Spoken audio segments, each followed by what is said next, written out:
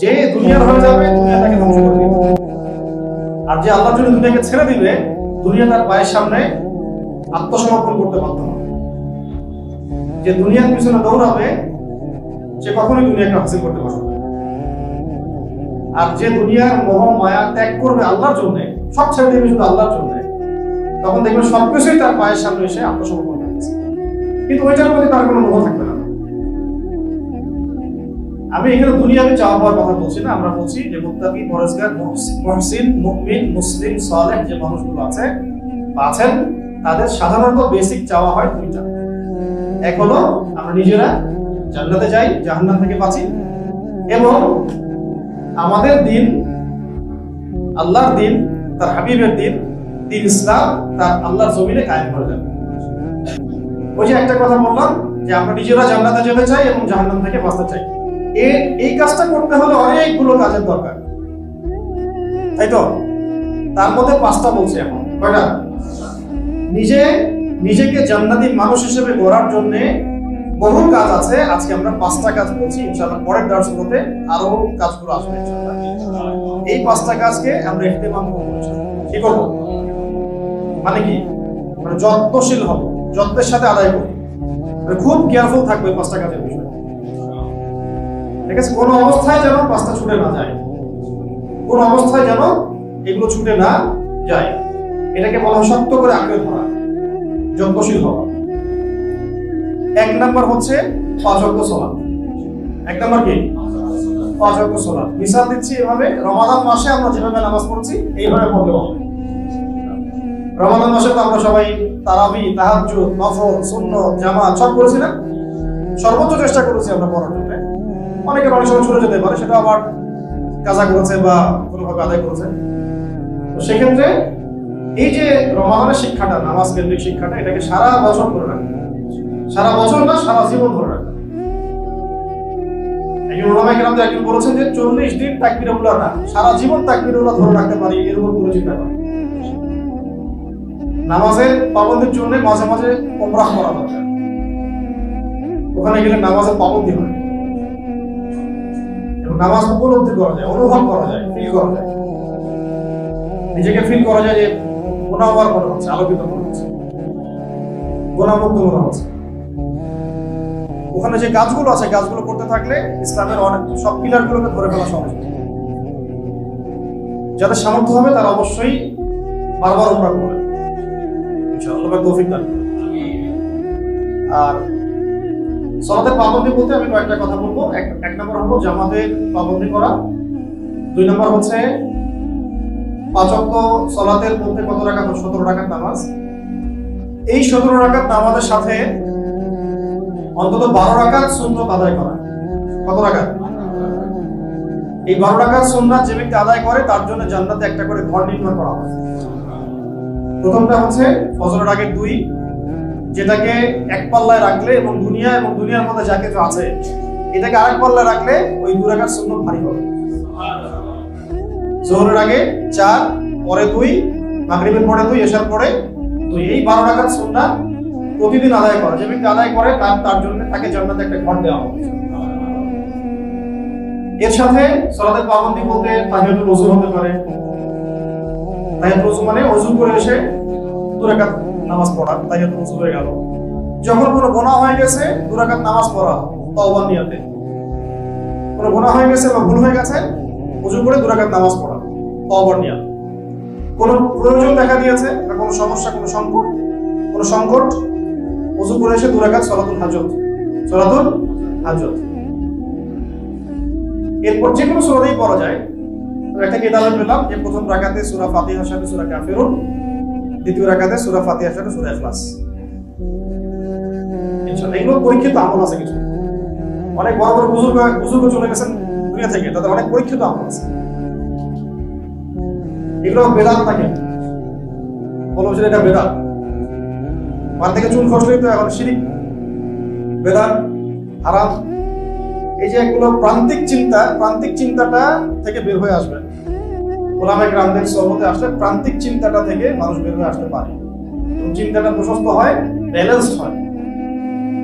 হ্যাঁ, তো প্রথম রাকাতে আপনি সূরা কাফিরুন যে কোনো সূরাই পড়তে পারেন। আমি বললাম যে অনেক বুজুর্গদের পরীক্ষিত কিছু আমল আছে।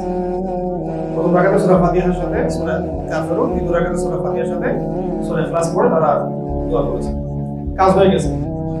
অনেকে প্রথম রাকাতে সূরা ফালাক পড়েছেন, দ্বিতীয় রাকাতে সূরা নাস পড়েছেন, হয়ে গেছে। এরকম অনেক আমল আছে মানুষের যেগুলো ফল পাওয়া গেছে। ইতিপূর্বে বহু বড় বড় ওলামায়ে কেরাম আকাবির ওয়া আসলাফগণ চলে গেছে, তারা এগুলো থেকে ফায়দা পেয়েছেন, তাই তাদের কিতাবে লিখেছেন, সেগুলো আমল করতে কোনো অসুবিধা নেই। তো এটা হলো সালাতুল হাজত।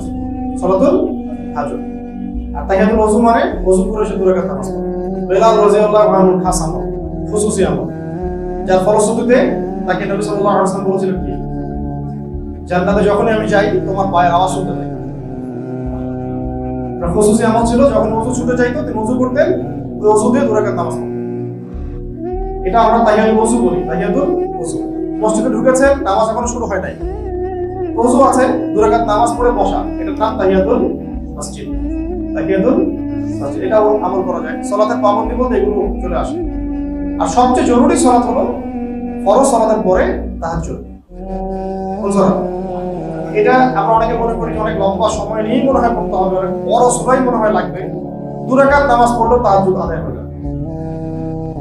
ফজরের আগে আধা ঘন্টা আগে উঠেছেন, 2 রাকাত নামাজ পড়ে ফেলেছেন, তারপর তাহাজ্জুদের হক আপনি আদায় করেছেন। আমরা তো আর ওইভাবে হক আদায় করতে পারবো না। আমি হাজিরা দিলাম অন্তত, কি দিলাম? হাজিরা দিলাম। অনেকে দেখা যায় এই যে এখনই 10টা বাজে, ঘুমাতে ঘুমাতে 12টা 1টা বেজে যাবে, স্বাভাবিক। কারণ এখন এমন ভাবে বিশ্বকে সাজানো হয়েছে, দিন হয়ে গেছে, রাত রাত হয়ে গেছে। অনেকে কিছু করার নাই, অনেকে জব সেকশন এমন, পড়াশোনা সেকশন এমন, প্যাটার্নটা এমন। আর যারা একটু ওয়াজ মাহফিল করতে যাবে তাদের তো কথাই, তাদের তো রাত আর রাত থাকবে না, রাত হবে দিন, দিন হবে রাত। এটাও একটা কারণ। এই সিস্টেমগুলো থেকে বের হতে হবে, মসজিদ ভিত্তিক প্রোগ্রাম করতে হবে, রাতের ঘুম হারাম হয়ে যায়। তো যদি দেরি হয়ে যায় ঘুমাতে, ঘুমানোর আগে 2 রাকাত নামাজ পড়ে ঘুমান, তাও কিয়ামুল লাইলের হক আদায় হবে। ঠিক আছে? তো নবী সাল্লাল্লাহু আলাইহি ওয়াসাল্লাম পড়তেন 8 রাকাত, 11 রাকাত, বেতন নামাজ পড়তেন, শেষে 11 রাকাত হতো, 13 রাকাত হতো অনেক সময়। এই নামাজ অনেক লম্বা হতো, অনেক লম্বা হতো, পা ফুলে যাওয়ার মতো লম্বা হতো। আমরা যেহেতু এটা পারবো না, ছোট ছোট করে নামাজ পড়তে থাকি যতক্ষণ আপনি পারবেন, এবং ওই সময় বেশি বেশি দোয়া করতে থাকি। এই সালাতের ইহতিমাম বলতে আমরা বোঝাচ্ছি জামাতের পাবন্দি, জামাতের সাথে আদায় করা, সুন্নত নফলগুলোর ব্যাপারে সচেতন থাকা, তাহাজ্জুদ, এবং এই যে বললাম সালাতুল হাজত, তওবা হয়ে গুনাহ হয়ে গেলে তওবা নিয়ে নামাজ পড়া, ওযু করে এসে তাহিয়াতুল ওযু, মসজিদে গিয়ে তাহিয়াতুল মসজিদ, এই নামাজগুলো। আবার আওয়াবিন নামাজ আছে, আওয়াবিন, আবার ইশরাকের নামাজ আছে, তারপরে চারটেন মানে সালাতুল দুহা, এই নামাজ আছে। এগুলো আদায় করার চেষ্টা করা, প্রত্যেকদিন সব আদায় করতে হবে এমনটা নিজের উপরে আবার লাজেম করে নেবেন না। প্রত্যেকদিন আমাকে সবগুলোই করতে হবে, এটা নিজের উপর লাজেম করে নিলে আপনি মানে কঠিন হয়ে যাবে আপনার জন্য। দিন ইসলামটা আপনার কাছে কঠিন মনে হবে কয়েকদিন পরে। আপনার কাছে প্রথম কয়েকদিন হয়তো ভালো লাগবে যে হ্যাঁ ভালো হচ্ছে, ভালো লাগছে, হঠাৎ করে 2 দিন 3 দিন নাই, মনটাও মানে খারাপ হয়ে যাবে, একটু হতাশ হয়ে পড়বে। যেমন আজকে আমার সব মন ছুটে গেল, আমল তো আপনার ফরজ ঠিকই আছে। এই আমলগুলোর ব্যাপারে পাবন্দ হওয়ার চেষ্টা করা, কিন্তু লাজেম যে আমাকে করতেই হবে প্রত্যেক দিনই আমাকে তাহিয়াতুল ওযু করতে হবে, তাহিয়াতুল মসজিদ করতে হবে, প্রত্যেক দিনই আমাকে ইশরাক করতে হবে, প্রত্যেক দিনই সালাতুল দুহা করতে হবে। এইভাবে আমার মাইন্ডসেটটা তৈরি না করা, আমি আমার সাধ্য মতো নিয়মিত করার চেষ্টা করি। এইরকম মাইন্ডসেট রাখলে আপনার জন্য আসান হবে। দিনকে নিজের উপর কঠিন করে নেবেন, কারণ সব দিন তো সমান যাবে না। আপনার সব দিন কি যাবে না, সমান যাবে না। আজকে ফ্রি আসি করতে পারছি, কালকে তো আপনি ফ্রি নাও থাকতে পারেন, তখন আপনার ভিতরটা অস্থির হয়ে যাবে। আল্লাহ পাক সবাইকে বোঝার তৌফিক দান করেন। এটা হলো সালাতের ইহতিমাম, কিছু কথা বললাম। 2 নম্বর হচ্ছে ব্যক্তিগতভাবে জান্নাতে যাওয়ার জন্য আমাদের 2 নম্বর একটা বিষয়ে গুরুত্ব দিতে হবে, সেটা হলো কোরআন তেলাওয়াতের ক্ষেত্রে ইহতিমাম করা। তেলাওয়াতের ইহতিমাম, কিসের ইহতিমাম করা? কোরআন তেলাওয়াত। এই ব্যাপারে রমাদান আমাদেরকে শিক্ষা দিয়েছে। রমাদানে বহু মানুষ খতম দিয়েছি আমরা, এইটাকে ধরে রাখা এবং অন্তত পক্ষে ডেইলি এক পারা হলেও তেলাওয়াত করার চেষ্টা করা। ডেইলি কতটুকু? তাহলে 30 দিনে 30 পারা, এক খতম। আর কিছু বাছাইকৃত সূরা আছে, আয়াত আছে, যেগুলো নিয়মিত পড়া উচিত। এটা তো আগেও বলেছি আমি এর আগের ক্লাসগুলোতে। তার মধ্যে আবার রিপিট করছি, সূরা ইয়াসিন। সূরা ইয়াসিন নিয়মিত পড়বেন। সূরা মুলক, তারপরে সূরা ওয়াকিয়া। রাতের বেলা সূরা আলিফ লাম মিম সিজদা পড়ারও একটা হাদিস আছে, আলিফ লাম মিম সিজদা।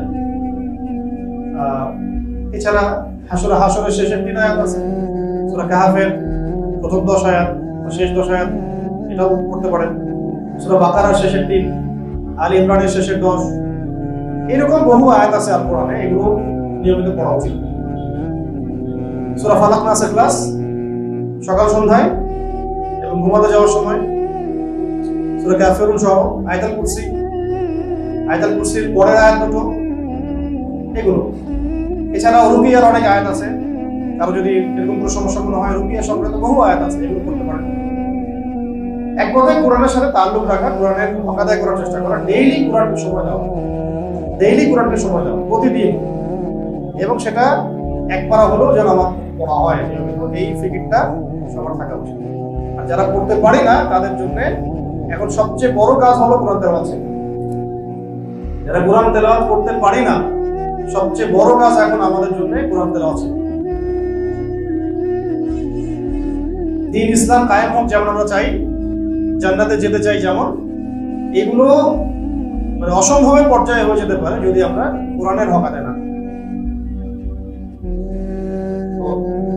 একটা বই বাজারে বের হলো, ওটা নিয়ে ব্যস্ত হয়ে গেলেন, আরেকটা বের হলো, ব্যস্ত হয়ে গেলেন, এইভাবে একটা একটা করে বই বিভিন্ন বিষয় ভিত্তিক কোরআনে তেলাওয়াত শেখা হলো না। এটা কোনো পড়াশোনার তরিকা হলো না, এটা কোনো পড়াশোনার কোনো সিস্টেমই হলো না। এখন যদি ধরেন আপনি সরেও না জানেন, কখও না জানেন, এবিসিডি না জানেন, এখন কি আপনি ক্লাস 10-এ ভর্তি হতে পারবেন?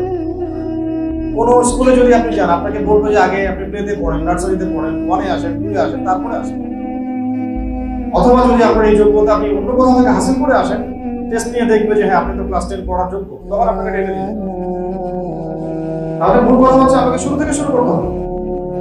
বাংলাদেশের বেশিরভাগ তরুণ দিন মহব্বত করে, দিনকে এখন ভালোবাসতে শুরু করেছেন, দিনের পথে আসতে শুরু করেছেন, কিন্তু অনেকেই কোরআন তেলাওয়াত করতে পারেন। চেষ্টা করেন, অনলাইনে পড়ে থাকেন, ফেসবুকে পড়ে থাকেন, পোস্ট দিতে থাকেন, কমেন্ট করতে থাকেন, লাইক শেয়ার করতে থাকেন, এটা তো দিনের কাজ না। কাজ হচ্ছে আপনার নিজেকে তৈরি করা, ওটাতে পরে আসতেছে। আপনি যদি দিনের বিষয় দেখতে চান, তার জন্য নিজেকে যোগ্য করে তুলতে হবে। আপনাকে নিজেকে যোগ্য করে গড়ে তুলতে হবে।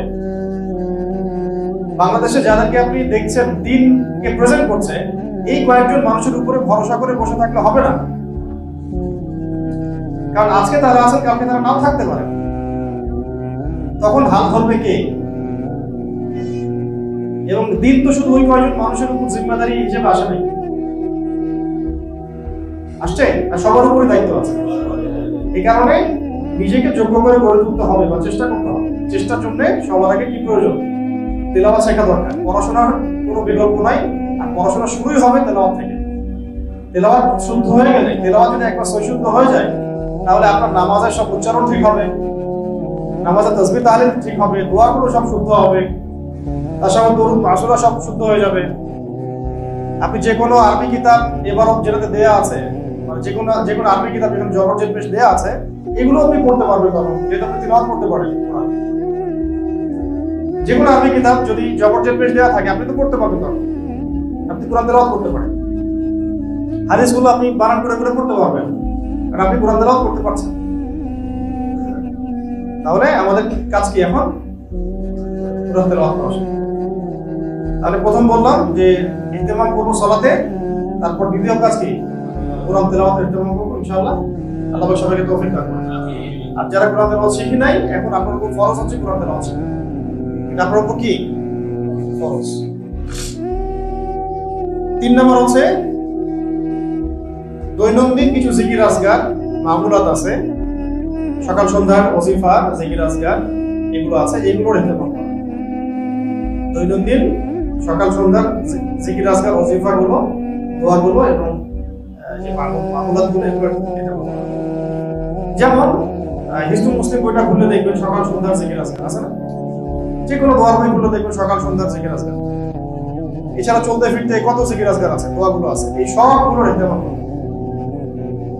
এটাকে শক্ত করে ধরতে হবে। আল্লাহ পাক করার তৌফিক দান করুন। এগুলো এগুলো কখন করতে পারবেন? যখন তিলাওয়াত জানবেন তখন। যে তিলাওয়াত জানে না, তিলাওয়াত করতে পারে না, বা কোরআন মানে বানান করে পড়তে পারে না, ফরলি পড়তে পারে না, সে দোয়াগুলো কিভাবে শুদ্ধ করে পড়বে? জিকির আজকারও ঠিক মতো করতে পারবে না, সে উচ্চারণ করতে গেলে ভুল হবে। আমরা কিন্তু আজকে খুব বেসিক কথা বলছি, এখন অর্থের দিকে আমরা যাই নাই, তাফসীর দিকে আমরা যাই নাই, শুধু তেলাওয়াতের কথা বললাম এবং দৈনন্দিন জিকির আজকারগুলো, মামুলাতগুলো আদায় করার ব্যাপারে সচেষ্ট হওয়ার কথা বললাম। আল্লাহ পাক তৌফিক দান করুন। 4 নাম্বার হচ্ছে দিনের একটা অংশে, 24 ঘন্টার যে দিনটা যাচ্ছে আমাদের, অন্তত একটা অংশে আমাদের আল্লাহ রাব্বুল আলামিনের সাথে একাকী কথা বলা দরকার, যেটাকে আমরা বলি দোয়া। দোয়া মানে কি? মোনাজাত মানে কি? দোয়া মানে, মোনাজাত মানে আল্লাহ পাকের সাথে একা একা চুপি চুপি কথা বলা। দোয়া মোনাজাত মানে আল্লাহ পাকের সাথে কথা বলা। ধরেন আপনার মা অসুস্থ হয়েছে, এখন আপনি 2 রাকাত নামাজ পড়ে একা একা দোয়া করছেন, তখন আল্লাহ পাকের সাথে আপনার কানেকশনটা কেমন থাকে? চোখে পানি আসে না? নিজের অনুভূতি কাজ করে যে আমি কাউকে কিছু বলছি। ওই অনুভূতিটা কিন্তু অনেক সময় নামাজের মধ্যে আমাদের আসে না, তিলাওয়াত শুনে আসে না, কারণ যা বলছি অর্থ বুঝতে পারছি না, যা পড়ছি তার অর্থ আমি বুঝতে পারছি। কিন্তু মায়ের জন্য দোয়া করছেন, বাংলা দিয়ে দোয়া করছেন হাত তুলে, তখন আপনার মধ্যে ফিলিংসটা কাজ করছে যে আমি কি বলছি, যেহেতু আপনি অর্থটা বুঝতে পারছেন, এই জন্য আপনার অনুভূতিটা তীব্র হচ্ছে, চোখ দিয়ে পানি হচ্ছে। এই কারণে পরে দার্সে ইনশাআল্লাহ আমরা অর্থ বোঝার গুরুত্ব নিয়ে কথা বলবো। এখানে অর্থ বোঝা কেন গুরুত্ব, তার মধ্যে এটা একটা বিষয়। তো দোয়ার বিষয়টা যেটা বলছিলাম, যে দিনের একটা অংশে, অন্তত একটা অংশে হোক, তাহাজ্জুদের সময় হোক, ফজরের পরে হোক, যে কোনো একটা সময় আল্লাহ পাকের সাথে একটু গভীর মোনাজাতে লিপ্ত হওয়া দরকার, যাতে চোখে পানি আসে। দিনে অন্তত একবার চোখে পানি আসা উচিত। এবং এই দোয়া সংক্রান্ত অনেক কিতাব আছে, তার মধ্যে একটা খুবই গুরুত্বপূর্ণ কিতাব হলো মোনাজাতের মাকবুল। মোনাজাতের মাকবুল, এই বইটা সবার বাসায় থাকা চাই। এখানে যে দোয়াগুলো আছে এত চমৎকার, এত সুন্দর, কেউ যদি অর্থ বুঝে এবং দিল থেকে এগুলো করতে পারে, ইনশাআল্লাহ তার দুনিয়া আখিরাতের জন্য আর কিছু চাওয়া বাকি থাকবে না। এত সুন্দর মোনাজাতে মাকবুল। আশরাফ আলী থানভী রাহমাতুল্লাহ আলাইহি লিখেছেন আর সংকলন করেছেন। তো দোয়া ইহতিমাল করা। এছাড়া যদি আপনি চান যে আমি অনেক আরবি দোয়া জানি না, যেগুলো জানেন সেগুলোই করবেন। আর নির্দিষ্ট একটা সময় আপনি ফিক্স করে নেন, বসেন, যখন আপনি ফারেক আছেন, যে কোনো ওয়াক্তে নামাজের পরে হতে পারে, ফজরের পরে হতে পারে, তাহাজ্জুদের হতে পারে, ঘুমানোর আগে হতে পারে, বাংলা দিয়েই আল্লাহ পাকের কাছে দোয়া করবেন। কি আপনি চান, কি আপনি চান না, কি আপনার সমস্যা, কি আমার সমস্যা, কি আমার পেরেশানি, সবকিছু আল্লাহ পাকের সাথে শেয়ার করা, সব কানেকশন উপর। এটা হলো দোয়া ইহতিমাম করা। আর এটা আমাদের জন্য খুব বেশি দরকার, কারণ আমরা দিনকে রিপ্রেজেন্ট করতে চাই এবং দিন প্রতিষ্ঠিত হওয়াটাকে আমরা চাই। এই কারণে দোয়া ছাড়া আমাদের কিন্তু কোনো অস্ত্র নেই। আমাদের কাছে অস্ত্রটা কি এখন? দোয়া।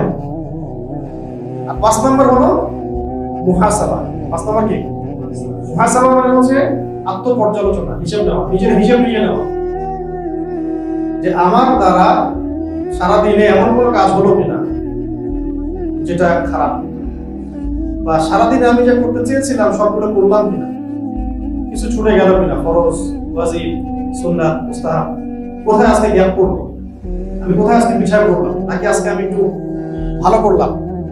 যদি পিছায় পড়ি আস্তাগফিরুল্লাহ, যদি পিছায় পড়ি তাহলে আস্তাগফিরুল্লাহ, এবং আবার নতুন উদ্যমে পরের দিন থেকে শুরু করব।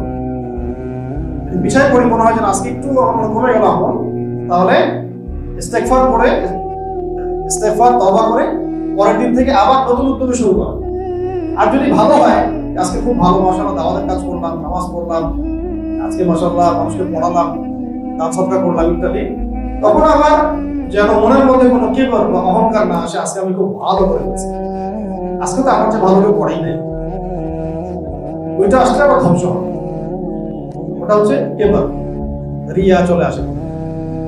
যদি এমন হয় যে মনে হয় যে আজকে ভালো আমল করেছি, তাহলে শুকরিয়া আদায় করা, আলহামদুলিল্লাহ, আল্লাহ পাক আমাকে তৌফিক দিয়েছেন, আমি আজকে এই কাজগুলো করতে পেরেছি। ওই সময় যেন কোনোভাবেই মনের মধ্যে আবার এই অনুভূতি না আসে যে খুব আজকে তো মাশাআল্লাহ হেভি আমল করলাম, মাটাই হয়েছে, ঠিক আছে, এরকম হয় কিন্তু। এবং তখনই মানুষ ফেসবুকে ঢোকে, অন্য কারো আমল নিয়ে সমালোচনা করা শুরু করে, আমি তো এরকম করছি, আর এরকম বুঝে আমি গেছি। যখন মানুষ নিজেকে একটু সুপিরিয়র ভাবা শুরু করে, তখনই অন্যের পিছনে লাগা শুরু করে। এবং এটাই হচ্ছে ইবলিসের স্বভাব। কার স্বভাব? ইবলিসের স্বভাব। এটা ইবলিস বহু আমল করতো, এত ইবাদত করতো, আল্লাহ পাকের ইবাদত করতে করতে করতে করতে এমন লেভেলে সে চলে গেছে, আল্লাহ পাক তাকে ফেরেশতাদের সর্দার বানিয়ে গেছে। আপনারা ভাবতে পারেন যে ইবলিস ছিল ফেরেশতাদের সর্দার, জিবরাইল আলাইহিস সালামের উপরে ফেরেশতাদের সর্দার, মানে কি সব ফেরেশতাদের উপরে তার মাকাম চলে গেছে, ইবাদত করতে করতে, আনুগত্য করতে। একটা পর্যায়ে কি হলো, আল্লাহ তাকে আদেশ করলেন আদমকে সিজদা করো, সবাই সিজদা করলো, ইল্লা ইবলিস। না করার পিছনে রিজনটা কি? সে বলছে যে খালাকতানি মিন নার খালাকতাহু মিন তিন, আল্লাহ আপনি তাকে সৃষ্টি করেছেন কি দিয়ে? মাটি দিয়ে। আমাকে সৃষ্টি করেছেন আগুন দিয়ে, আমি কিভাবে তাকে বুঝাব? সে বলতেছে যে আপনি ভুল, আমি সঠিক। নাউজুবিল্লাহ। আবা ওয়াস্তাকবার, আল্লাহ পাক দুটো শব্দ বলছেন, আবা ওয়াস্তাকবার, উদ্ধত হলো এবং অহংকার প্রদর্শন করলো, অবাধ্য হলো, অহংকার প্রদর্শন করলো, ব্যাস। আবা ওয়াস্তাকবার, উদ্ধত হলো, অবাধ্য হলো, অহংকার প্রদর্শন করলো, জাহান্নামী হলো। আমাদের খুব মারাত্মক কলমের সমস্যা হচ্ছে একটু টুটাফুটা আমল করা শুরু করলেই, টুটাফুটা এসেন্সে বললাম, সাহাবীদের তুলনায় আমাদের আমল কিছু। ইসলামী শরিয়ার যে মূলনীতি, যেভাবে যেটা ডিমান্ড করে আমাদের কাছে ইসলামী শরিয়া, তার ধার কাছেও নেই আমাদের আমল।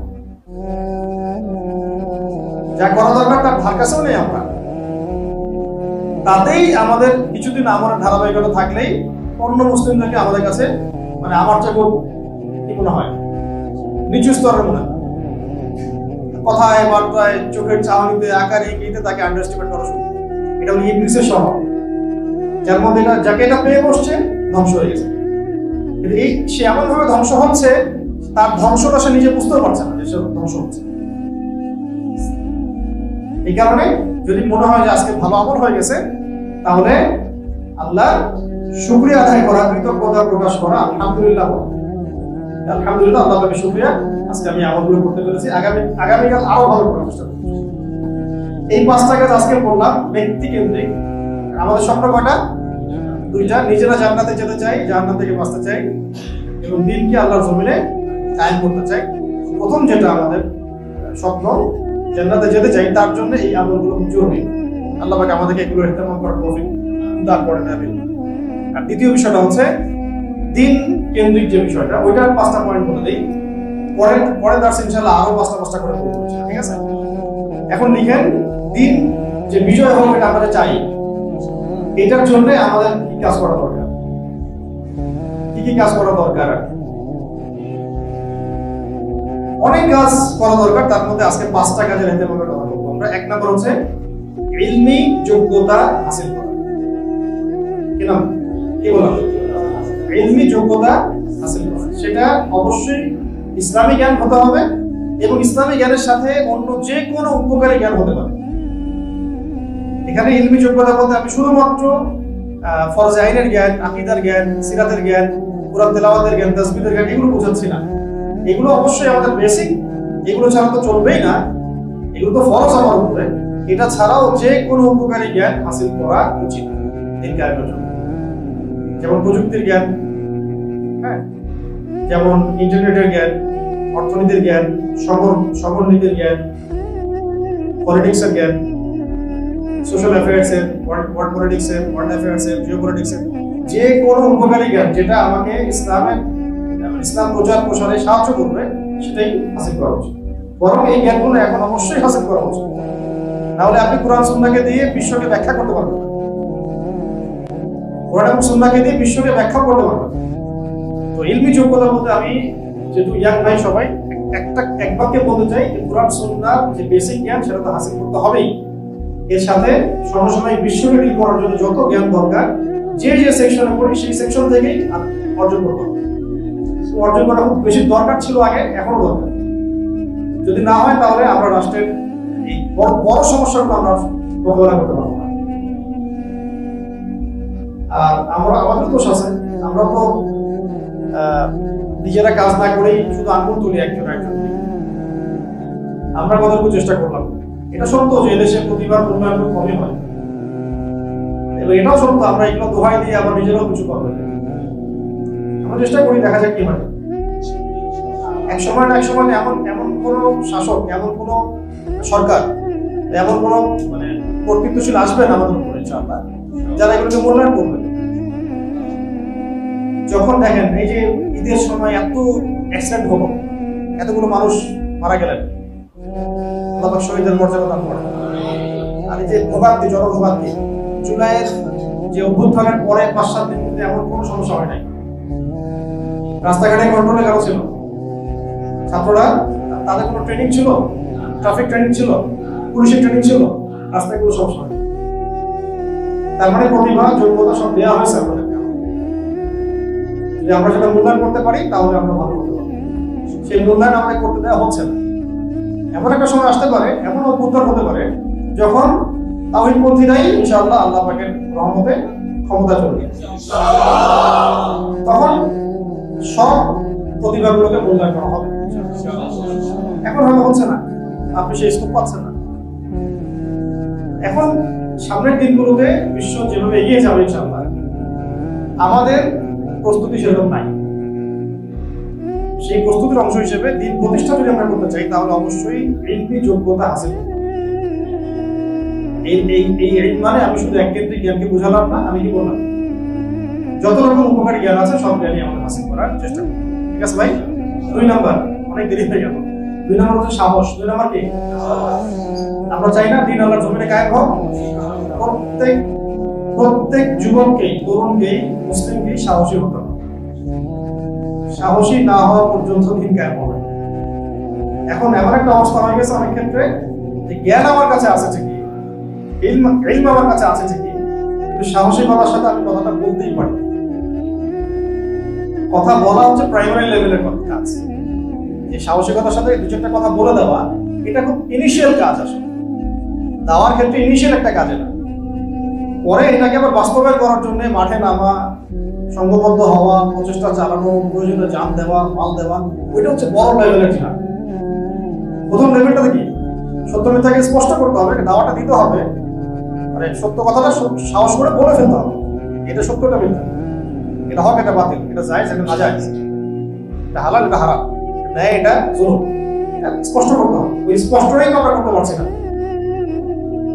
স্পষ্ট ফেসবুকে করলে হবে না তো, খালি ওরা তো শুয়ে শুয়ে মানে যে ইঁদুর, সেও শুয়ে শুয়ে মনে করে আমি শিখবো। ঠিক আছে, এটা তো জগৎ না, এটা ইলিউশন। এটা একটা ইলিউশন। ওখানে একটা ছবি দেখে মনে করেন যে একদম ঐক্য হয়ে গেছে সবার মধ্যে। মনে করেন 10 জন বসে আছে, এমনি হোটেলে দেখা হলে চা খাইতে বসছে, এর একটা পিকচার উঠাইছে, উঠে অনলাইনে দিয়ে দিচ্ছে। জনগণ এদিকে আনন্দে মাতোয়ারা, আলেমদের ঐক্য হয়ে গেছে রে ভাই, দেশটা এবার নিশ্চয়ই বিপদ থেকে বাঁচবে। একটা পুরো ধোকার একটা জগতে রাখা হয়েছে। দেখা হয়েছে প্রথমবার, চা খাচ্ছে প্রথমবার, কেউ কারো বাসার ঠিকানাও জানে না, ঐক্য হবে কিভাবে? এগুলো জগৎ নিয়ে পড়ে থাকবেন না। সাহসী হয়ে মাঠে ময়দানে কাজ করে, মসজিদে, মিম্বরে, আপনার বক্তব্যে, মাদ্রাসায়, এগুলো বড় বড় ক্ষেত্র। অনলাইনে কি করতে পারি? আমরা সর্বোচ্চ ভালো কিছু বিষয় ছড়ানোর চেষ্টা করতে পারি, তাও এটাতে খুব একটা বড় লেভেলে কাজ হবে না। হাইপ সৃষ্টি হয়, হাইপ দিয়ে বিপ্লব হয় না। একটা নার্সিং এর মধ্য দিয়ে বিপ্লব হয়। যেমন দারুল আরকাম, নবী সাল্লাল্লাহু আলাইহি ওয়াসাল্লাম দাওয়াত শুরু করেছেন, সাহাবায়ে কেরাম দারুল আরকামে গিয়ে বসতেন না? একই বিষয়ে মোজাকারা হতো, আলোচনা পর্যালোচনা হতো, ওইটা তারা শিখতেন, তাসকিয়া হাসিল করতেন, তালিম হতো, তাদরিস হতো, একটা তানজিম ছিল তখন। এরপরে আস্তে আস্তে এটা সমাজে ছড়িয়ে যেত। প্রয়োজনে তারা মানে বিপদ ফেস করতেন, প্রয়োজনে হিজরত করতেন, প্রয়োজনে আঘাতের বদলে পাল্টা আঘাত হতো। এইভাবে দিক থেকে প্রযুক্তি কাজে লাগাবো, তবে আমরা প্রযুক্তি ধোঁকা এবং অপব্যবহার করবো। আল্লাহ পাক আমাদেরকে বোঝাবো। এটা এটা এটা মানে কাফেরদের জন্য একটা বড় অস্ত্র এটা, এই প্ল্যাটফর্মগুলো।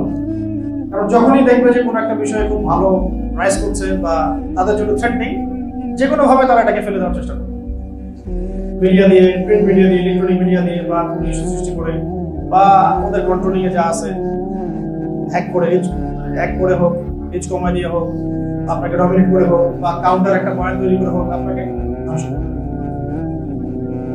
আর এটার সাইড এফেক্ট এটাও যে ওইখানে আপনি আপনার অবস্থানকে সবচেয়ে বেশি মূল্যায়ন করেন না। ওখানে মানুষ আমাকে ভালো বলছে না খারাপ বলছে, ওখানে আমাকে মানুষ কতটা লাইক দিল, কত শেয়ার, ওখানে মানুষ আমাকে কি বলছে, ওইটা আপনার কাছে মাথায় ঘুরতে থাকে না।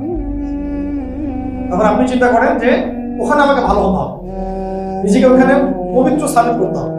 এই জন্য বাংলাদেশের সব আপনার ওলি যারা, তারা সব ফেসবুকে থাকে, কোনো গোনা নাই, মানে খুব মানে মাসুম নিষ্পাপ, আর নিজেকে এমন ভাবে উপস্থাপন করে যে আমার কোনো গুনাহই নাই ভাই।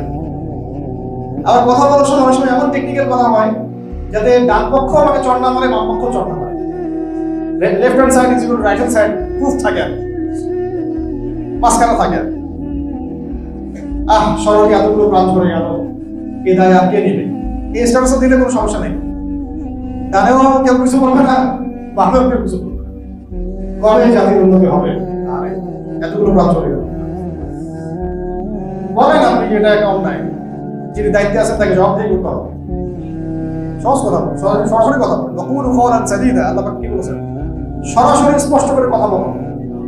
আল্লাহ পাক বলেছেন সূরা আহজাবের মধ্যে, ইয়া আইয়ুহাল্লাযীনা আমানু ইত্তাকুল্লাহ, আল্লাহকে ভয় করো, নকুলু কওলান সাদীদা, সরাসরি সহজ করে স্পষ্ট কথা বলো, তাহলে ইউসলিহ লাকুম আমালাকুম, তোমাদের সব আমলের ইসলাহ আমি করে দেব, ওয়া ইয়াগফির লাকুম যুনুবাকুম, তোমাদের সব গুনাহ মাফ করে দেব। ومن يطع الله ورسوله فقد فاز فوزا عظيما। আয়াত আমরা সবাই পড়ি। সাহসিকতা দরকার। এই সাহসিকতা বলতে আমি এখন এটা বোঝাচ্ছি না যে আপনি একদম ওই যে রাস্তায় নেমে যানজট হচ্ছে, 10 জন নামবেন, লাঠি সোটা নিয়ে একদম সব ক্লিয়ার করে দেবেন, আরে সব ক্লিয়ার করে ফেলি রাস্তাঘাট। সাহসিকতার সাথে বিষয়টা এরকম বোঝাই নাই, কোনো আবেগ ইলিউশন হাইপ না। মানে আমরা প্রথমে হকটা চিনবো, জানবো, হকটাকে সাহসের সাথে প্রচার করবো, হকটাকে সাহসের সাথে প্রচার করবো, লিখবো, বলবো, প্রচার যত মাধ্যমে প্রচার করা যায় প্রচার করবো। এরপরে এটাকে প্রতিষ্ঠার জন্য যেভাবে সাহসিকতা প্রদর্শন করা দরকার সেভাবে আপনারা করবেন। এবং এই ব্যাপারে আপনারা আমাদের চেয়ে অনেক বেশি সাহসী। এটা আমরা বিশ্বাস করি যে যদি বাংলাদেশের তরুণ সমাজকে হকটা বোঝানো যায়, এটা কায়েম করার ক্ষেত্রে তারা আমাদের চেয়ে বেশি সাহসী হবে। কোনো কোনো ক্ষেত্রে আমরা শুধু বলতে পারি, কোনো কাজ করতে পারি না, সেই কাজটা আপনারা করে দেখাবেন, ঠিক আছে? কারণ অনেক অনেক প্রতিবন্ধকতা থাকে। আর যখন আল্লাহ রাব্বুল আলামিন আমাদেরকে জামাত করে দিবেন, তখন এগুলো কেটে যাবে, ঠিক আছে? এটা হলো সাহসের কথা। কারণ এটা খুব দুঃখজনক যে অনেকের কাছে অনেক দিনের জ্ঞান আছে, সাহসিকতা নাই, হক কথাটা স্পষ্ট করে বলতেও পারছেন না, কাফেরদের চোখে চোখ রেখে কথা বলতে পারছেন, বরং তাদের সিস্টেমের মধ্যে ঢুকে তাদেরকে তেল দেওয়া হচ্ছে, চাটুকারিতা করা হচ্ছে, তাদের পক্ষপাতিত্ব করা হচ্ছে, তাদের হাত উঁচু করে দেওয়া হচ্ছে। হলো না এগুলো? সিস্টেমে ঢুকে তাদের দাস হয়ে গেল, অথচ কোরআন সুন্নাহর জ্ঞান ছিল ভিতরে। সাহসের ঘাটতি। আল্লাহ পাক আমাদেরকে বোঝার তৌফিক দান। আচ্ছা, সাহসিকতার সবকের জন্য আমরা সিরাতটা পড়ব। সাহাবায়ে কেরামের যে সাহস দিন পালন করার ক্ষেত্রে, মানার ক্ষেত্রে, প্রচারের ক্ষেত্রে, প্রতিষ্ঠার ক্ষেত্রে, এইগুলো একটু মিসালগুলো আমরা খালি দেখবো, তাহলে আপনি বুঝতে পারবেন সাহসিকতা বলতে আমরা কি বুঝাচ্ছি। একটা মিসাল খালি দেই, মনে পড়ে গেল, ওমর রাদিয়াল্লাহু আনহু কথা তো সবাই জানে। তিনি অস্ত্র নিয়ে যাচ্ছিলেন, মুহাম্মদ সাল্লাল্লাহু আলাইহি ওয়াসাল্লামকে হত্যা করতে যাচ্ছেন। এদিকে নবী সাল্লাল্লাহু আলাইহি ওয়াসাল্লাম দোয়া করছেন ওমর রাদিয়াল্লাহু আনহুর জন্য, আল্লাহ ইসলামকে এই দুই ব্যক্তির একজনের মাধ্যমে তুমি শক্তিশালী করে দাও, ওমর ইবনে খাত্তাব অথবা আবুল হাকিম ইবনে হিশাম, আবু জাহেল। আল্লাহ পাক তাকে হেদায়েত দিলেন, তিনি ইসলাম কবুল করলেন। সাহসটা দেখেন, ইসলাম কবুল করার পরে তিনি প্রথমে গিয়েছেন আবু জাহেলের বাসায়। আবু জাহেলের বাসায় গিয়ে দরজা নক করে বলেছেন যে আমা আলিমতা আন্নী ক্বাদ আসলামতু, তুমি কি জানো বা জানছো, শুনছো কি যে আমি ইসলাম কবুল করছি? সরাসরি বাসায় গিয়ে তুমি কি জানছো যে আমি ইসলাম কবুল করছি? এরপরে ওই যে ওয়ালিদ বিন মুগীরা তার বাসায় গিয়ে তুমি কি জানছো যে আমি ইসলাম কবুল করছি? একজন করে বাসায় গিয়ে তিনি বলতেছেন যে তোমরা কি জানছো যে আমি ইসলাম কবুল করছি? একটু কয়দিন আগে তিনি চাচ্ছিলেন পুরো মুসলিমদেরকে মানে এই আন্দোলনটাই বন্ধ হয়ে যায়, ইসলামিক আন্দোলনটা, ইসলামের দাওয়াতটা, কালিমার দাওয়াতটা বন্ধ হয়ে যায়, সমাজ বিভক্ত হয়ে যাচ্ছে তার মধ্যে। তিনি চাচ্ছিলেন মুহাম্মদ সাল্লাল্লাহু আলাইহি ওয়াসাল্লামকেই কি করে দেবেন, শেষ করে ফেলবেন। এখন ইসলাম কবুল করার পরে তিনি গিয়ে দরজা নক করে বলছেন যে তোমরা কি জানো যে আমি ইসলাম কবুল করেছি? এরপরে কাবা ঘরের সামনে গেলেন, কাবা ঘরের সামনে গিয়ে পুরো কুরাইশদেরকে জড়ো করে বললেন যে শোনো, তোমরা জেনে রাখো যে আমি ইসলাম কবুল করেছি, শাহিদতু আল্লা ইলাহা ইল্লাল্লাহ ওয়া আন্না মুহাম্মাদান আবদুহু ওয়া রাসূলুহু। এবং কুরাইশরা তাকে মারার জন্য 8-10 জন ঝাঁপিয়ে পড়ল। তিনি একাই সবার সাথে লড়াই করতে লাগলেন, একটু ফাইট হলো ওখানে। তখন বনু আদি গোত্রের একজন মানুষ এসে এটা সেফ করল, দুজনকে আলাদা করে দিল, হয় না, থাক দরকার নেই, আমাদের নিজেদের মধ্যে মারামারি করছে। তিনি এসে বললেন যে একজন মানুষের তো ধর্ম চেঞ্জ করার, গ্রহণ করার স্বাধীনতা আছে, তোমরা মারতেছো কেন? সবাই ঠান্ডা হয়ে গেল। তখন সবাই চলে যাওয়ার পরে তিনি ওমর রাদিয়াল্লাহু আনহুকে বলছেন যে তুমি কি চুপ করে থাকতে পারবে না? ইসলাম কবুল করেছো ভালো কথা, হকটা জেনেছো ভালো কথা, তো চুপ করে থাকতে তো পারতা। এইভাবে কাবা ঘরের সামনে এসে সবার সামনে জাহির করা, এলান করা, যে ঝামেলা হয়ে গেল, সবাই জেনে ফেললো, মারামারি হোক না।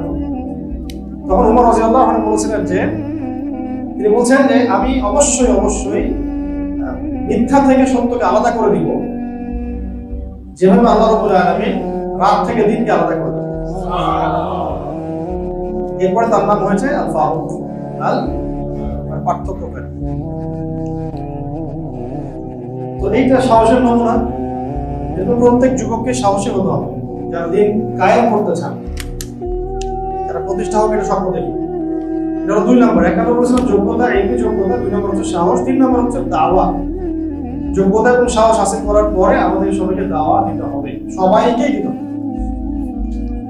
আমাদের জ্ঞান অনুযায়ী সবাই আমরা কি করবো, আমাদের কাজ, সৎ কাজে আদেশ করবো, অসৎ কাজে নিষেধ করবো। এটা ইনশাআল্লাহ পরে আরো লম্বা কথা হবে। কোন কথাটা বললাম? দাওয়া দিতে হবে, দাওয়া দিতে হবে, সৎ কাজে আদেশ করবো, অসৎ কাজে নিষেধ করবো। যে বিষয় আমার জানা নাই সেটা নিয়ে কথা বলবো না, যে বিষয় আমি জানি অবশ্যই দাওয়াত দিব, এবং দাওয়াত দেওয়াটাকে নিজের উপর খরচ করবো। ইল্লাল্লাযীনা আমানু ওয়া আমিলুস সালিহাত ওয়া তাওয়াসাউ বিল হাক্কি ওয়া তাওয়াসাউ বিস সাবর। কুনতুম খায়রা উম্মাহ উখরিজাত লিন-নাস তা'মুরুনা বিল মা'রুফ ওয়া তানহাউনা আনিল মুনকার। এটা আমাদের কাজ, এরকম বহু আয়াত আছে। বুঝে একটু আগে সামনে আমাদের তেলাওয়াত হলো, ওয়া মান আহসানু কওলান মিম্মান দাআ ইলাল্লাহ ওয়া আমিলা সালিহান ওয়া ক্বালা ইন্নানি মিনাল মুসলিমিন। এগুলো আমাদের কাজ, দাওয়াতের কাজ সবাইকে করতে হবে। 4 নম্বর হচ্ছে আমাদেরকে জামাআবদ্ধ হতে হবে। কি হতে হবে? জামাআবদ্ধ। জামা মানে আবার কোন একটা ছোট দল তৈরি করা, ফেরকা না। জামা মানে একটা প্ল্যাটফর্ম গঠন করা, ঐক্যবদ্ধ হওয়া, এবং যারা আহলে সুন্নাত ওয়াল জামাতের অনুসারী, আকীদার সাথে মিল আছে, আমল ঠিক আছে, সব ঠিক আছে, সবাইকে নিজের ভাই বোন করা, এবং আল্লাহর জমিনে আল্লাহর দ্বীন কায়েম হবে এই উদ্দেশ্যে একসাথে কাজ করা। এবং যারা কাজ করছে তাদের ভালো কাজগুলোকে স্বীকৃতি দেওয়া, যদি ভুল কিছু হয় সেটা ইসলাহের চেষ্টা করা, তাদের সাথে কোনো রকমের দ্বন্দ্বে না যাওয়া। জামাবদ্ধ হওয়া মানে আমাদের একসাথে থাকা, ঐক্যবদ্ধ হওয়া। এবং সেটা একটা, আপনারা চিন্তা করেন বড় করে একটা দল হবে বাংলাদেশে, এরকম না, এটা এক পর্যায়ে হতে পারে। যদি এখন সেটা নাও থাকে, তাও তবুও প্রত্যেকটা জায়গায়, প্রত্যেকটা জেলায়, থানায়, গ্রামে, ইউনিয়নে, প্রত্যেকটা জায়গায় ছোট ছোট করে কাফেলা থাকতে পারে, দাওয়াতি কাফেলা। ছোট পরিসর আমরা জামাত করছি, ছোট পরিসর। তাবলীগ জামাত একটা ছোট পরিসর, একটা তো জামাত। রাজনৈতিক ভাবে কিছু ভাই চেষ্টা করেন, তাদের একটা জামা আছে। এগুলো ছোট ছোট জামা, কিন্তু বড় পরিসর জামা তো আপনি একদিনে পাবেন না হুট করে, হবে? এই জন্য আগে আস্তে আস্তে ছোট ছোট পরিসরে প্রত্যেকটা জায়গায়, বিভিন্ন জায়গা থেকে ভাইরা আসছেন, যে প্রত্যেকের এলাকায় এলাকায়, গ্রামে গ্রামে একটা করে ছোট ছোট করে কাফেলাবদ্ধ হওয়া উচিত। সংগঠনের স্রোতে সংগঠিত হওয়া, এবং সেটা ওলামা একরামের সাথে মশওয়ারা করা, পরামর্শ করা, এবং দিনের বেসিক বিষয়গুলো নিজেরা জানা, যোগ্য মানুষদেরকে নেওয়া, মশওয়ারা করে কাজ করা। তারপরে যারা কাজ করেছেন দীর্ঘদিন, তাদের সাথে অভিজ্ঞতা শেয়ার করা, এবং যে কাজগুলো করতে এখন কোনো বাধা নাই, সহজে করা যায় দিনের কাজ, সেই কাজগুলো আঞ্জাম দেওয়া। তাহলে কাজে গতি পারবে না, কাজে গতি পারবে, একসাথে থাকা হবে। পরে আস্তে আস্তে দেখা যাবে, একটা সময় আসবে ইনশাআল্লাহ, যে আল্লাহ রাব্বুল আলামিন দিলগুলোকে জুড়ে দিবেন আসহাবুল কাহফের মতো।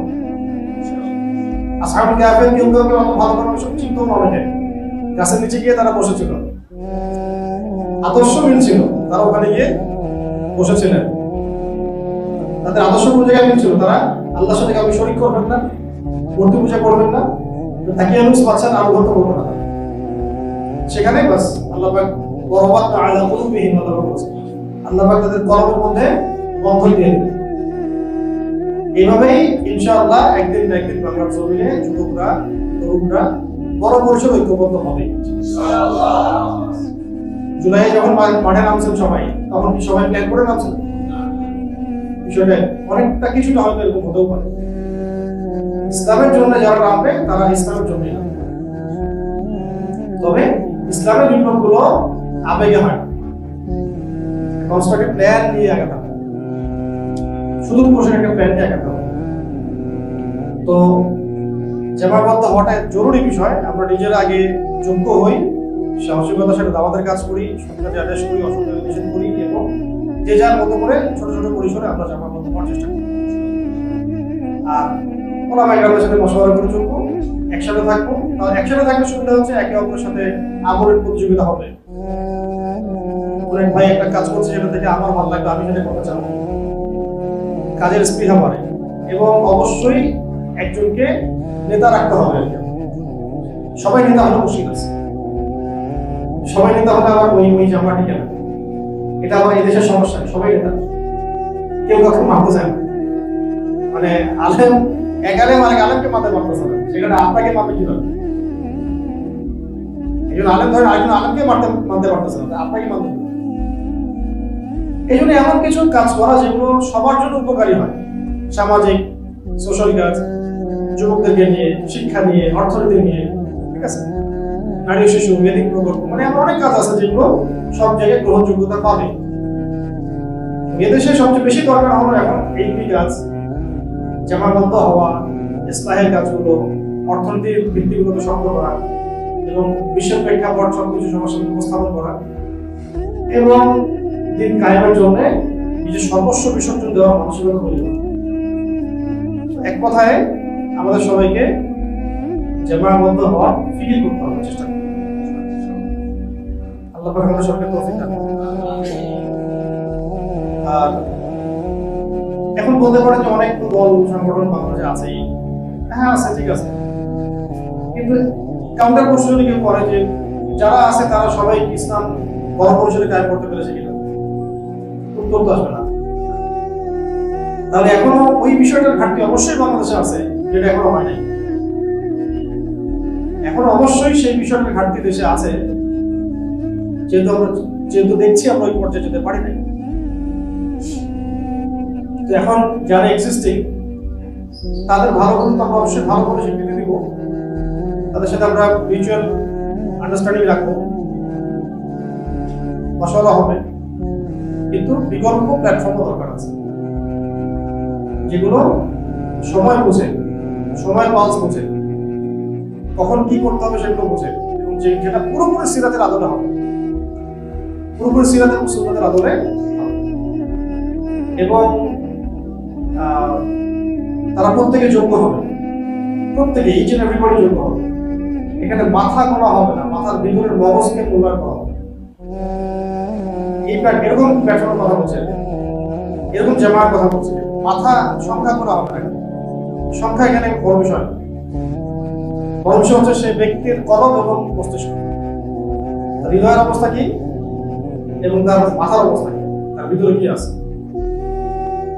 এরকম ডিনামাইট জামাত কিন্তু বাংলাদেশে আসলে খুব একটা নাই। এই যে এভরিবডির মধ্যে ওই জজবা, ভালো পরিচ্ছন্ন, প্রতিভাবান, এরকম জামাত তৈরি করা খুব সহজ কাজও না। আমরা তো চাই যে একটা দল খুলি, লাখ লাখ মানুষ ফর্ম ফিল আপ করুক, বাস এটা দিন জ্ঞান হয়ে যাবে।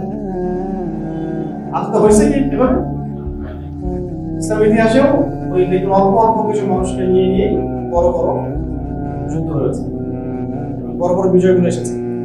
জামায়াতবদ্ধ হওয়াটা একটা কাজ, এটা আমি বলে দিলাম কোন ক্ষেত্রে জরুরি। এটা যারা দিন প্রতিষ্ঠা করতে চান, আর এটা আপনি একা একা করতে পারবেন না, ঐক্যবদ্ধ হতেই হবে। তাদেরকে নিয়ে হবো যারা ঐক্যবদ্ধ হতে চায়, সেই বিকাশ রাখে, সেই যোগ্য এবং সেই স্বপ্ন দেখে। অন্যরা কে কি করলো, কার ভালো হলো, কার খারাপ হলো, সেটা নিয়ে আলোচনা করা হবে। স্বপ্নবাস মানুষরা স্বপ্ন সামনে রেখে তাদের মতো করে আগায়। এটা কে করবে, কবে করবে, কাদের ধারা হবে, সেটা আল্লাহ ভালো জানেন। এখন যারা যারা কাজ করছে তাদেরকে আমরা সাধুবাদ জানাবো, এবং যারা নতুন করে প্ল্যাটফর্ম করতে চায় আমি সেটাকেও সাধুবাদ জানাবো। এবং যারা যারা সংগঠন বুঝেন, দেশের প্রত্যন্ত অংশ থেকে শুরু করে সমস্ত জায়গায় ঐক্যবদ্ধ হওয়ার মতো ক্যাপাবিলিটি যারা আছে, এখন চেন অফ কমান্ড এরা ফলো করতে পারে। এই জামাটা ইনশাআল্লাহ সামনে ভালো হবে, তৈরি করতে পারে তারা। ঠিক আছে, সেটা অবশ্যই ঠিক সঠিক উসুলে হতে হবে। কোরআন সুন্নাহ সঠিক উসুলে, পশ্চিমা তন্ত্রের মধ্যে গরু খাওয়ায় না, সিরাতের সুন্নতে। ব্যালটকে তাওয়াফ করবে না তারা। বুঝতে পারছে কি? পশ্চিমাদের কি কেবলা মানবে না, একদম সিরাতের আলোকে ওটা বুঝে ফেলবেন কি বলতে যাচ্ছি। যখন আপনি যোগ্যতা লেভেলটা পার করবেন, তখন আপনি নিজেই বুঝে ফেলবেন যে আসলে আসলে আমি কি করা উচিত। তো যোগ্যতা, সাহস, দাওয়া এবং জামাবদ্ধ হওয়ার সাথে আজকের শেষ পয়েন্ট হচ্ছে আনুগত্য করা। আনুগত্য করা এবং ধারাবাহিকতা বজায় রাখা। আনুগত্য করা এবং ধারাবাহিকতা বজায় রাখা। যারা দিন প্রতিষ্ঠা করতে আমরা চাই, কাজ করতে চাই, আমাদেরকে আনুগত্য করতে হবে যোগ্যদের। আনুগত্য ছাড়া এখানে দিন কাজ করতে হবে। সবাই নেতা হয়ে গেলে হবে না, মশওয়ারা করতে হবে, মশওয়ারা করে সিদ্ধান্ত নিতে হবে, সবার মতকে প্রাধান্য দিতে হবে, মত প্রকাশের স্বাধীনতা দিতে হবে। এরপরে মশওয়ারা করে যেটা সিদ্ধান্ত সেটার উপরে থাকতে হবে। আনুগত্য, এই আনুগত্য আমাদের অনেক মানুষের মধ্যেই নেই, যাদের করার কথা তাদের মধ্যেই নেই। কেউ তার আনুগত্য করতে চায় না, সবাই মনে করে যে আমি সব কিছু, আমি অন্য আনুগত্য করবো না। আনুগত্যহীনতার কারণে অনেক বড় বড় প্ল্যাটফর্ম গুলো ছড়ে পড়ে গেছে, দেখে গেছে অভ্যন্তরীণ তারা মানে ফাটল সৃষ্টি হয়ে গেছে, এক দল থেকে 4টা-5টা দল হয়ে গেছে, তাই না? আনুগত্যের সবটা সবচেয়ে আগে জরুরি। আনুগত্য থাকতে হবে আল্লাহর জন্য। আনুগত্য যে কাজটা কোরআন সুন্নাহর মাফিক হচ্ছে সেখানে আনুগত্য। যদি ভুল কিছু করে দায়িত্বশীল বা কেউ, সেক্ষেত্রে ইসলাম করতে হবে, সংশোধন করতে হবে। ঝগড়াঝাড়ি করে ধ্বংস করে দেওয়া যাবে। খুব কঠিন কাজ, দিন কায়েমের কাজ, বড় পরিসরে দিনকে বিজয় করার যে কাজটা, এই কাজটা এত সহজ না, অনেক কঠিন কাজ। আপনারা খালি খেয়াল করে দেখেন সেকুলাররা, বামপন্থীরা, ডেমোক্রেটিকরা, তারা ওদের কাজে কত বেশি আনুগত্য করছে। ওদের তো ওই ওই আন্দোলনে তো কোনো পরকালীন উদ্দেশ্যই নাই। তারপরেও কোনো নেতা যদি রাস্তায় নামে, ওই নেতার গাড়ির টায়ার পাশে এরা যেভাবে তাওয়াফ করে, ঘুরপাক খায়, আত্মপ্রদর্শনীতে লিপ্ত হয়, মনে হয় যেন তারা এদের ইবাদত করতেছে, মনে হয় যেন তারা এদের ইবাদত করতেছে। তার জন্য একটু ভালো হইতে হবে। অথচ ওদের পরকালের কোনো কনসেপ্ট নাই। এই গভর্নমেন্টের পরকালের কোনো গোল নেই, গোল একটাই, ক্ষমতা দেওয়া। যেখানে আপনি ইসলাম কায়েম করতে যাচ্ছেন, সেখানে কি পরিমাণ আনুগত্য দরকার, আমিরের বা নেতৃস্থানীয়দের, এটা বুঝলেই ভালো, না বুঝলে আর আপনার দ্বারা হবে না কিছু। যারা বুঝবে না ওদের দ্বারা কিছু হবে না। তো আনুগত্য এবং ধারাবাহিকতা এগুলো বজায় রাখলে পরে আশা করা যায় যে আস্তে আস্তে আমরা বড় পরিসরে যেতে পারবো। আজকে আমরা আলোচনা করলাম মাত্র 2টা পয়েন্ট থেকে। একটা পয়েন্ট ছিল যে আমরা সবাই চাই নিজে জান্নাতি হতে, জাহান্নাম থেকে বাঁচতে। এটার জন্য বহুত কাজ আছে, তার মধ্যে আমরা আজকে 5টা কাজের কথা বলছি। এক নম্বর হলো সালাতের ইহতিমাম করা, 2 নম্বর ছিল কোরআন তেলাওয়াতের ইহতিমাম করা, 3 নম্বর মামুলাত এবং জিকির আজকার যেগুলো আছে এগুলোকে গুরুত্বের সাথে আদায় করা, 4 নম্বর দোয়া, বেশি বেশি দোয়া করা, দিনের একটা অংশ অন্তত পক্ষে আল্লাহ পাকের কাছে দোয়া করা, মোনাজাত করা, কান্নাকাটি করার চেষ্টা করা। 5 নম্বর হচ্ছে মুহাসাবা, আমি আজকে সারাদিনে কি করলাম, ভালো হলে কি আলহামদুলিল্লাহ, যদি খারাপ হয়ে যায় তাহলে আস্তাগফিরুল্লাহ। আর আমাদের একটা স্বপ্ন হলো আমরা সবাই চাই নিজে জান্নাতি হব এবং দ্বীন ইসলাম আল্লাহর জমিনে কায়েম করব। কায়েম করার জন্য সবাইকে কি লাগবে? যোগ্যতা, ইলমি যোগ্যতা। 2 নম্বর লাগবে সাহস, 3 নম্বর দাওয়াত, সৎ কাজে আদেশ করা, অসৎ কাজে নিষেধ করা, 4 নম্বর ঐক্যবদ্ধ হওয়া। জামাবদ্ধ হওয়া মানে ঐক্যবদ্ধ হওয়া। জামাবদ্ধ বললে আমার একটা পলিটিক্যাল পরিভাষায় নিয়ে যেতে পারে, জামাত ইসলাম এরকম ভাষা, ঠিক আছে? জামায়া শব্দটা তো আরবি শব্দ, মানে একটা ঐক্য। বাংলায় বলবেন ঐক্যবদ্ধ হতে হবে, ঠিক আছে? তাহলে আর কোনো কথা নাই। আমাদেরকে ইসলামের স্বার্থে, দ্বীন কায়েমের স্বার্থে ঐক্যবদ্ধ হতে হবে। বড় বড় প্ল্যাটফর্ম গুলো ঐক্যবদ্ধ হতে হবে, এটা যেমন একটা স্রোত। যদি বড় বড় প্ল্যাটফর্ম গুলো একে অপরের সাথে ঐক্যবদ্ধ না হয় তাহলে আল্লাহ পাক কারো মুখোমুখি না। আল্লাহ চাইলে আর নতুন প্ল্যাটফর্ম জন্ম দিতে পারে। যেহেতু আমরা দেখছি যে বহু প্ল্যাটফর্ম বিভক্ত এবং কেউই সেই গোলে এখন পর্যন্ত যেতে পারেন নাই, যারা যাওয়ার চেষ্টা করছেন অনেকে স্রোত ঠিক নাই, তরিকা ঠিক নাই, সেখানে বিকল্প প্ল্যাটফর্ম কেন দরকার? না, অবশ্যই দরকার। এবং সেটা ছোট ছোট করে গড়ে উঠতে থাকুন, আল্লাহ চাইলে বড় পরিসরে আল্লাহ নিয়ে যাবেন। কারণ কাজ করার অধিকার সবার আছে, যারা যোগ্য, যে আল্লাহ পাক যাকে কবুল করবেন সেই যে যোগ্য হবে, মুজাহাদা চালাবে এবং যে ধারাবাহিকতা বজায় রাখতে পারবে, যাদের মধ্যে আনুগত্য থাকবে, শৃঙ্খলা থাকবে, তারা ভালো হবে। আর এই যে জুলাই হলো, নতুন নতুন কত নাম উঠে আসলো। জুলাই হওয়ার আগে তো বাংলাদেশে অনেক সংগঠন ছিল কিনা? ওই প্ল্যাটফর্ম গুলো তো এটা স্টার্ট করতে পারে নাই। আপনারা বলছেন বৈষম্য বিরোধী ছাত্র, তারপর ওখান থেকে শুরু। ওটার নাম আগে কে জানতো? আপনারাই বলেন 2 বছর আগে কে জানতো যে এমন কোনো নাম আসবে আর এই নামে একটা সংগঠন হবে, একটা আন্দোলন হবে, তারপরে সবাই আসবে, জমা হবে এবং ফ্যাসিস্টের পক্ষ কে জানতো? এরকমই আমরা কেন মনে করি যে যেগুলো আছে এগুলো নিয়ে সব হবে? কি হচ্ছে না তাদের সামনে স্পষ্ট, বেরোটা তাও হচ্ছে খালি। আর এক তাগুতের দাসত্ব, ওই তাগুত চলে গেলে আর এক তাগুতের দাসত্ব, এই তো চলতেছে।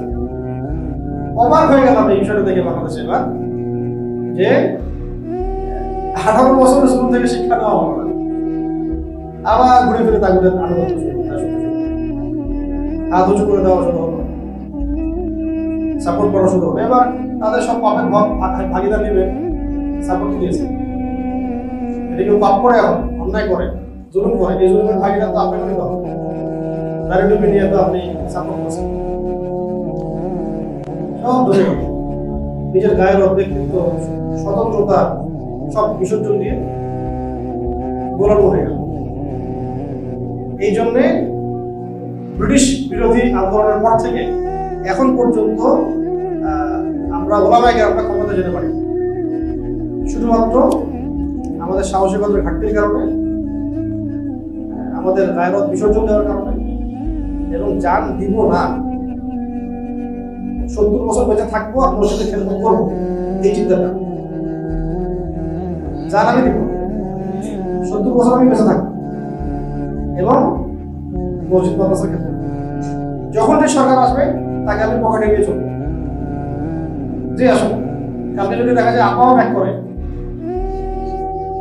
করতেই পারে ভাই, করতেই পারে, অস্বাভাবিক কিছু না। এবং তিনি যদি ব্যাগ নাও করেন, তার অনুসারী তো অনেক ব্যাগ করেই আছে, সব মিলেমিশে আছেন, তারা তো তাদের মধ্যে মিলেমিশে থাকবেই। তো এখন এখন যারা যারা সেফ জোনে আছে দেখবেন, উনি যদি ব্যাগও করেন তারা সেফ জোনে থাকবে। তখনও দেখবেন তার আশেপাশে তারা গিয়ে বলবে যে না আসলে আমরা তো চাপে পড়ে শুনছি, আমাকে মাফ করে দেওয়া যায় না। সমঝোতা জননীর জায়গায় অন্য কোনো শব্দ দিতে পারে তখন না, বয়স তো আরো বাড়বে, তাহলে মায়ের জায়গা থেকে দাদি হতে পারে, কমই দাদি কিছু হতে পারে। লজ্জা হয়ে গেল, কি একটা অবস্থা আমাদের, আমাদের এত নির্বাচন কি হবে। ওই অভিজ্ঞতাগুলো শেয়ার ভুলে গেলাম, আবার নতুন করে এখন এখন কি কমি আঙ্কেল বানাইছেন নাকি? এখন কাতাকে কি বানাইছেন, কমি আঙ্কেল? যাক, এগুলো ভাই আমাদের কাজ না। আমাদের কাজ হচ্ছে সব কমনে দাওয়াতের কাজ করা, কাউকে আন্ডারস্টিমেট করা না। আবু জেহেলও যদি সামনে দাঁড়ায়, তাকে দাওয়াত দিতে হবে, তাকে তেল মারতে হবে না, তাকে দাওয়াত দিতে হবে। কথাটা আমার কথা একটু স্পষ্ট হয়। এখানে প্রশাসন হোক, ডিজিএফআই, র্যাব, পুলিশ, আর্মি, আপনার রাজনৈতিক নেতৃবৃন্দ, বিএনপি বলেন, আওয়ামী লীগ বলেন, জাতীয় পার্টি বলেন, এনসিপি বলেন, যে আসেন ইসলামের দাওয়াতটা দিবেন। শরিয়ার দাওয়াত, খেলাফার দাওয়াত, ইমারার দাওয়াত, সিরাতের দাওয়াত, তাওহীদের দাওয়াত, এইগুলো আল্লাহ পাক চাইলে তাদের হাতে হবে, তারা যদি কবুল করে তাদের হাতে হয়ে যাবে। তখন তো ওখানে আপনার কোনো কনফ্লিক্টের দরকারই নেই, দাওয়াতের মধ্য দিয়ে দিন ক্যাম্প হয়ে গেছে এবং কাজ তো হচ্ছে। তারা সরাসরি অনেকে শরীয়তের কথা, শরিয়া কায়েম করবে বলতে পারছেন না, কিন্তু অনেকে ইনসাফ কায়েম করার কথা বলছেন, অনেকে চেষ্টা তো করছেন, নিজের এলাকায় এলাকায় তো চেষ্টা করছেন না। এই যে একটা জেনারেশন চেঞ্জ হচ্ছে, হলো তো কিছু, এরকম করে আরো 10 বছর চেষ্টা করেন, আবার চেঞ্জ হবে ইনশাআল্লাহ। একদিনে তো হবে না ফলাফল, তাই সবাইকে দাওয়াত দিতে হবে, কাউকে আমরা দিল্লি করব। সম্মানীকে সম্মান দেব, সম্মানীকে কি দেব? সম্মানীকে সম্মান দিতে হয়। আবু সুফিয়ান রাদিয়াল্লাহু আনহু ইসলাম কবুল করেছেন, নবী সাল্লাল্লাহু আলাইহি ওয়াসাল্লাম কি তাকে তাড়িয়ে দিয়েছেন?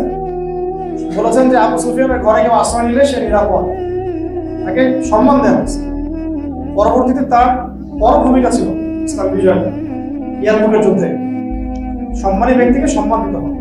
চাটুকারিতা, দাসত্ব, তেল মারা, তেলবাজি, এইসব এগুলো করে করে আমরা আমাদের অবস্থা হারিয়ে ফেলেছি। এবং আপনাকে তারা জাস্ট ওই মাথা করে কিছু, তারা জানে যে কতটুকু কি করতে পারবে না, কিছু হালকাও হবে, তারপর শেষ। আল্লাহ পাক আমাদের সবাইকে আল্লাহর সাথে ইনসাফ করার তৌফিক দান, আমিন। দ্বীনের সাথে ইনসাফ করার তৌফিক, আমিন। রাসূল সাল্লাল্লাহু আলাইহি ওয়াসাল্লামের সিরাত এবং সুন্নাতের সাথে ইনসাফ করার তৌফিক।